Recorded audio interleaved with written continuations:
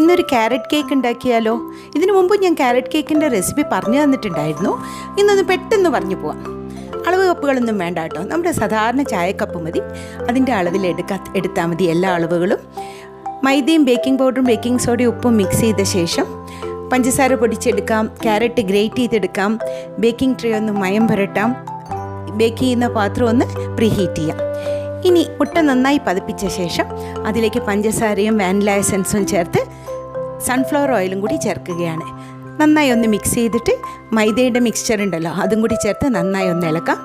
Great ചെയ്ത ക്യാരറ്റും നന്നായി ചേർത്ത് ഇനി ഒന്ന് ലൂസായിട്ട് വരാൻ വേണ്ടി സ്വല്പം പാലും കൂടി ചേർത്ത് നമ്മൾ മിക്സ് ചെയ്യാണ്. നമ്മളുടെ ഒരു ഇഡ്ലി മാവിൻ്റെ ഒരു പാകമായിരിക്കണം ഈ മിക്സ്ചറിൻ്റെ തിക്നെസ്.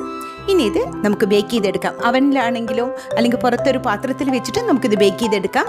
കരിഞ്ഞു പോവാതെ നല്ല ടേസ്റ്റിയായ ക്യാരറ്റ് കേക്ക് നിങ്ങളും ഉണ്ടാക്കി നോക്കണേ.